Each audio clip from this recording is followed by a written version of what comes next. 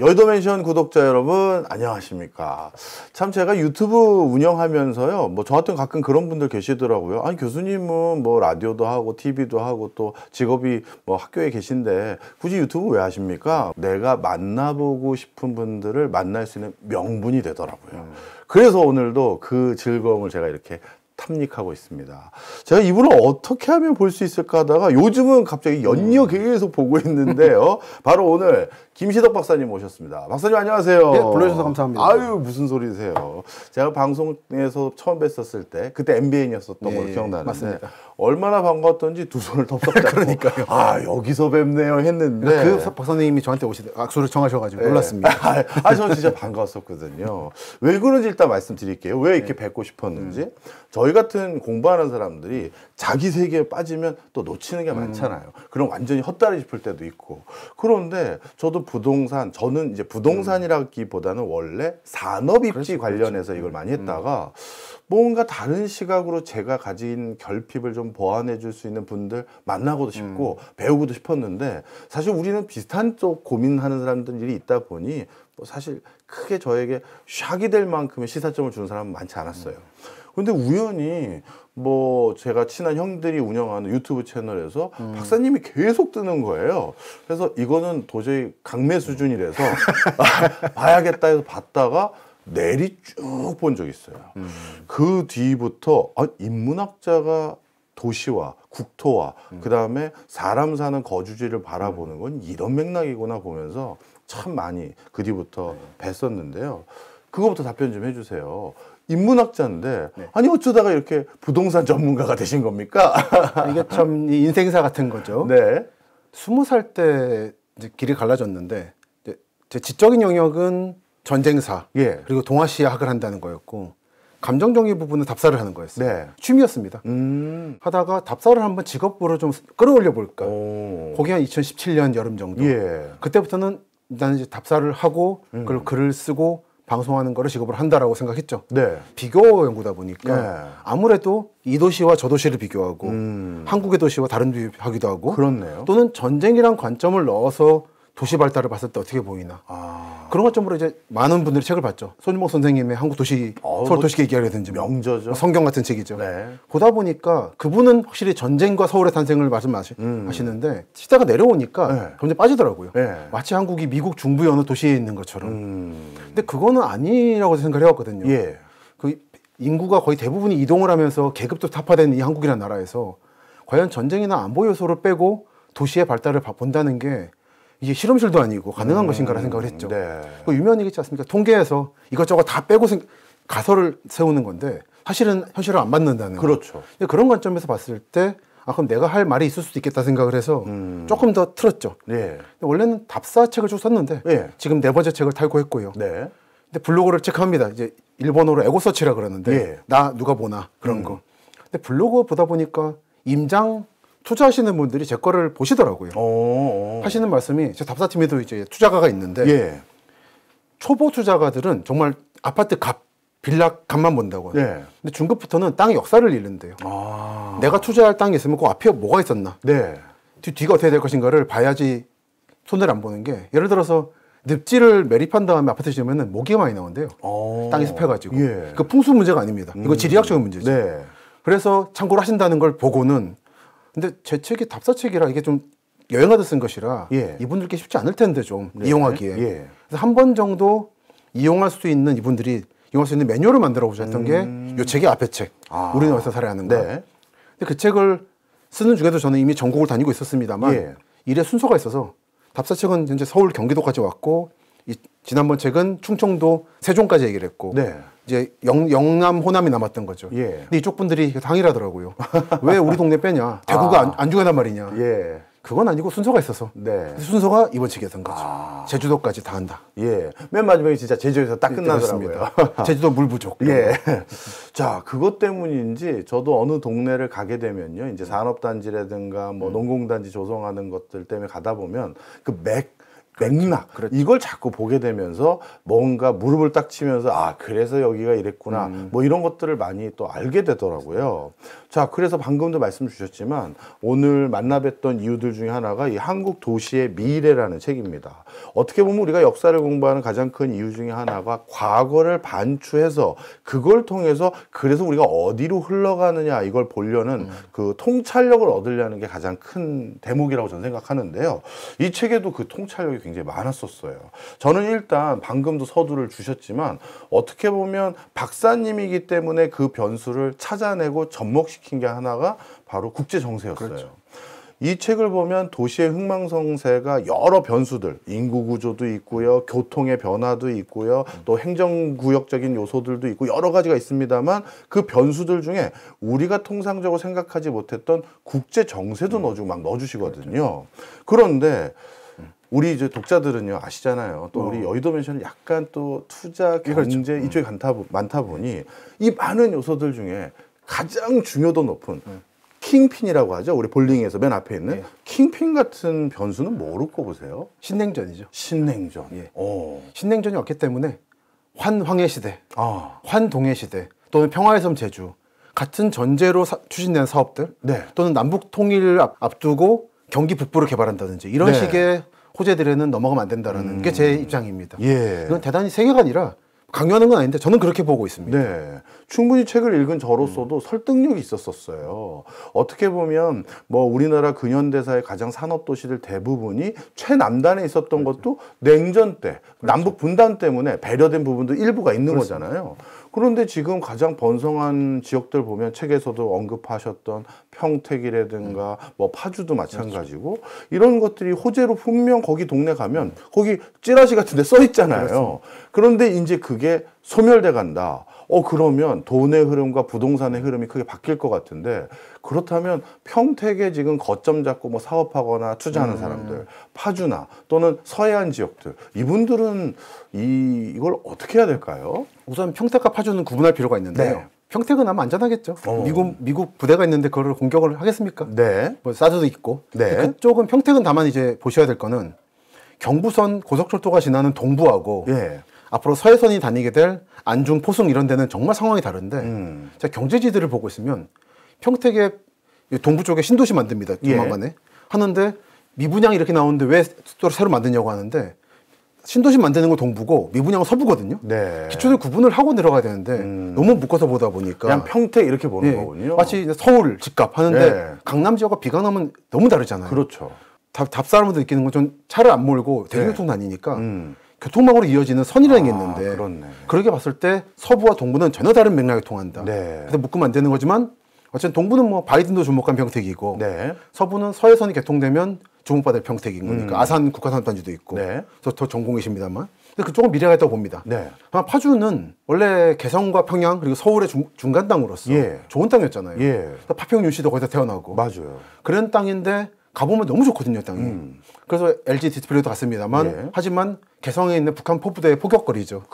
그러다 보니까 그 좋은 땅을 버린 건데 이거는 파주가 예를 들어 분당 판교보다 땅이 열악해서가 아니라 오로지 국제정세로밖에 설명할 수 없는 거다. 이런 말이 있습니다.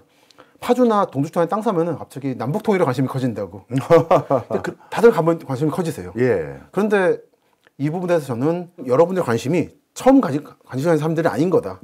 89년도에 개혁개방 때도 이미 수많은 사람이 투자했다가 실패했고 또 이제 지난 정권 때에도 뭐 남북 평화 철도니 해가지고 백마고진이 고성인이 했다가 다 실패했습니다.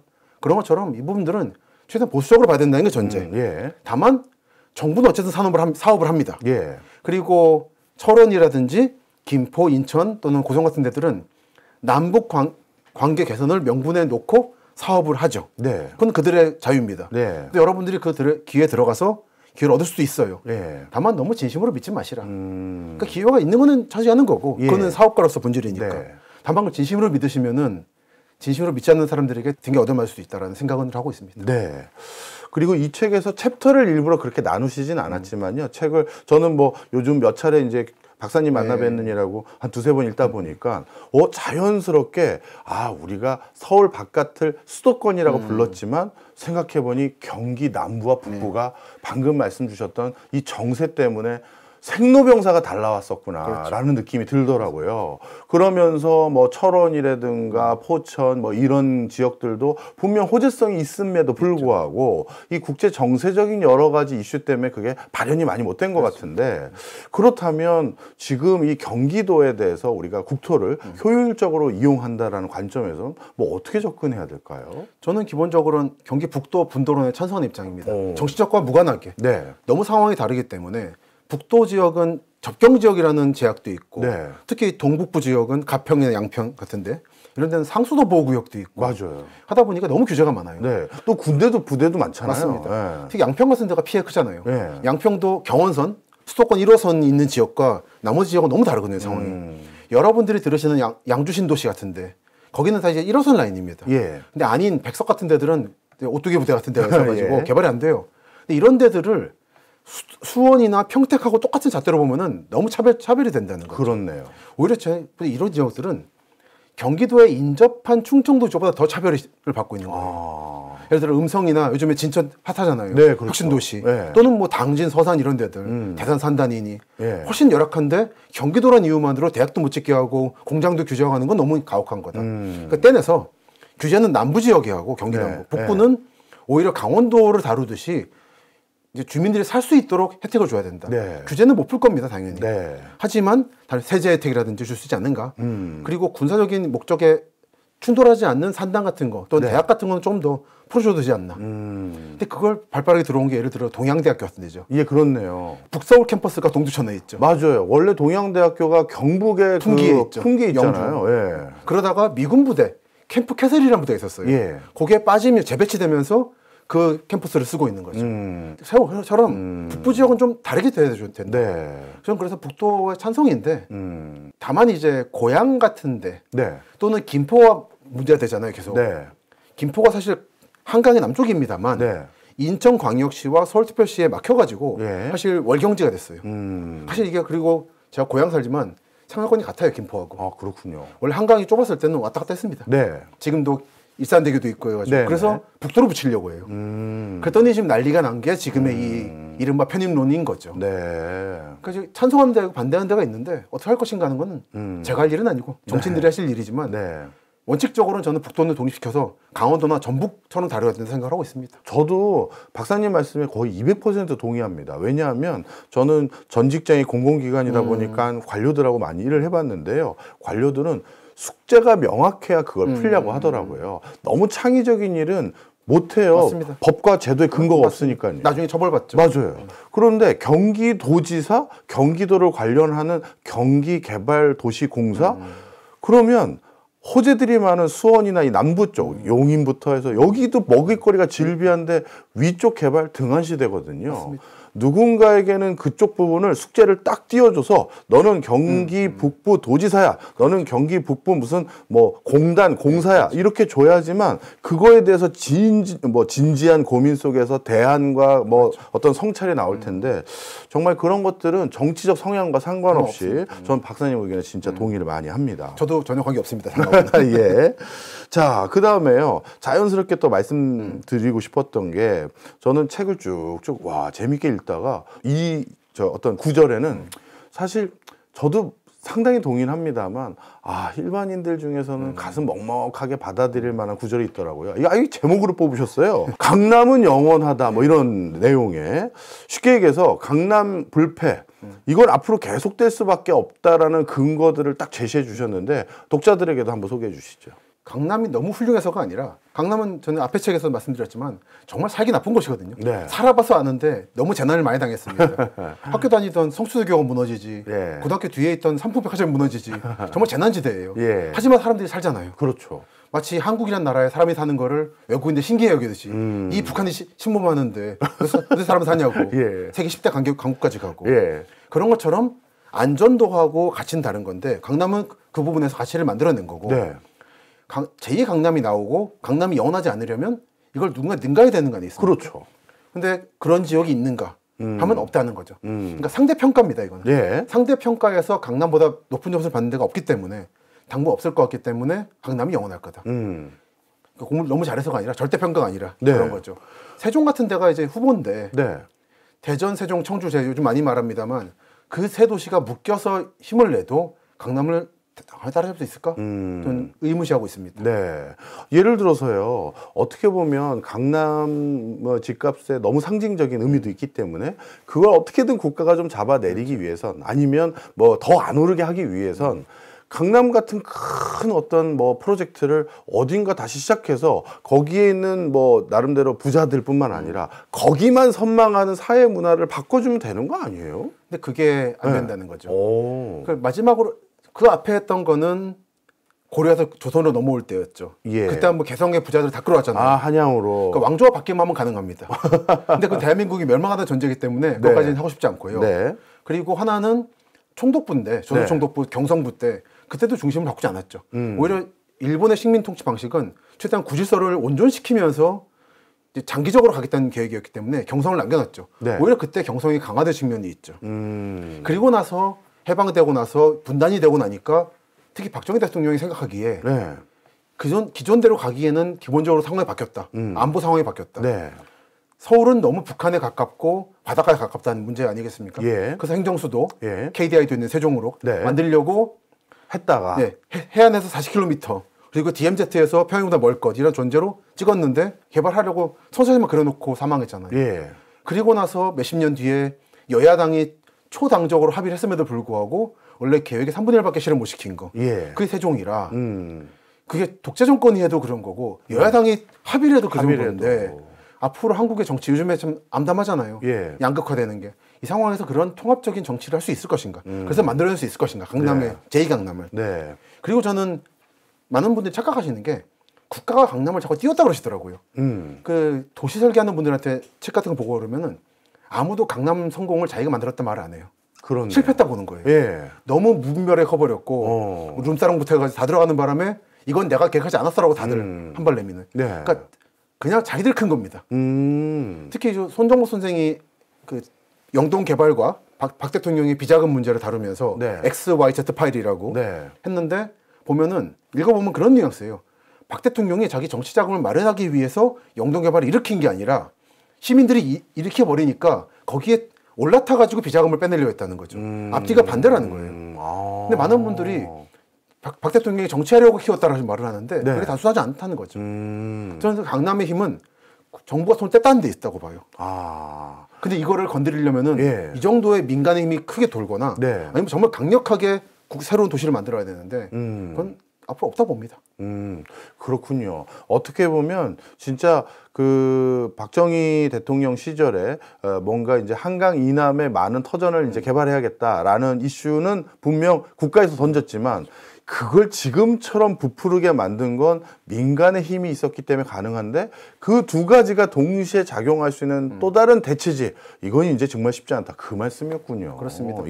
유일한 대안은 세종이 다 크는 건데 지금 세종은 남부 지역의 도시 정부의 청사 지역하고 북부에 조치원 있잖아요. 너무 달라요, 그것도. 너무 다른데 원래 조치원이 중심이었고 남쪽 지역은 버려진 땅이죠. 맞아요. 맨날 금강 물넘치고 연기군. 그렇습니다. 연기군에서 사실은 중심에서 멀어서 대정권이었던 종촌리 이런 데들, 대평 이런 데들 여기하고 조치원이 정말 하나의 도시를 완전히 커버린다면 그래서 세종과 대전과 청주를 완전히 붙여버릴 수 있으면 그러면은 저는 어쩌면 가능하겠지만 이게 단기간에 안 된다고 봅니다. 여러 조건이 안 맞아요.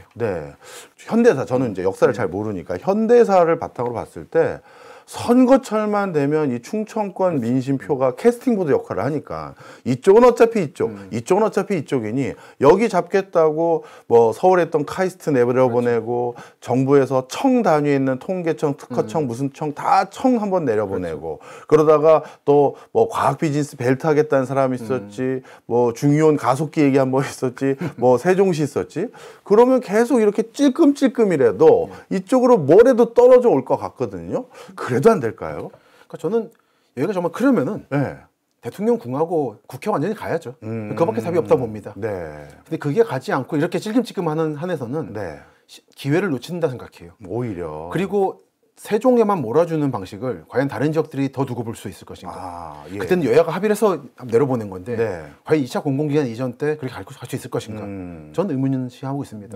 그 정도의 합의를 지금 한국 정치나 행정은 못 이뤄낸다고 봅니다. 만약에요. 그냥 우리 가정을 하는 겁니다. 정부가 뭐 어마어마한 리더십을 가지고 또 반대쪽 야당이 된 그 리더십도 어마어마한 리더십과 또 소통할 수 있는 리더십이 있어서 합의를 봤어요. 그래서 세종 지역 인근을 대전, 청주 이 근처가 이제 굉장히 이 충청권에서는 그렇게들 표현하는 사업도 있더라고요. 제2 수도권 육성 사업 그런 식으로 큰 거기 그림을 그리면 네. 그럼 강남 집값이 좀 떨어지거나 서울 집값이 안정되는데 기여가 될까요? 된다고 봅니다. 오, 그러면 위치는 정말 좋기 때문에 네. 그 이미 보셨겠지만 많은 자료들을 예. 그 중화기획단이 만든 그 자료 보면 예. 너무 좋은 위치거든요. 맞아요. 지진도 없고 수해도 없고 그렇죠. 모든 거 다 조사했잖아요. 예. 풍수까지 조사하고 네. 그리고 사실 땅도 많고 그래서 이제 세종 장군면 공주 가는 쪽 땅도 많이 비어 있고 정말 좋죠. 그렇게 해서 만약에 정말 세종이 원래 목표가 100만이 있잖아요. 네. 현재 50만 안 됐지만 한 200만까지 클 수 있으면은 그럼 서울 인구가 200만 빠진다는 거니까.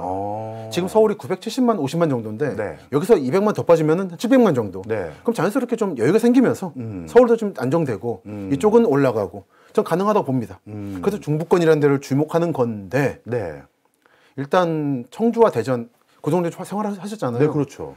충북과 충남이 사이가 그렇게 좋지는 않더라고요. 좋지도 않고요. 충청도랑 묶이지만 대전과 세종도 뭐 같이 하자고 그렇지. 매번 오는데 지자체 두 장님들이 또 우리 지자체 먼저 이런 게 꽤 많아요. 최근에 그래서 대전 세종 연구원이 쪼개졌습니다. 맞아요. 올해부터. 네. 그러니까 그런 상황이라. 네.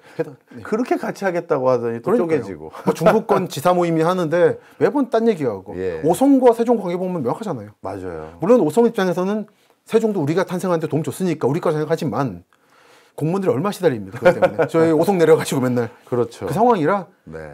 단기적으로는 답이 없어 보인다. 그리고 이제 반대로 이렇게 또 한번 여쭤보겠습니다.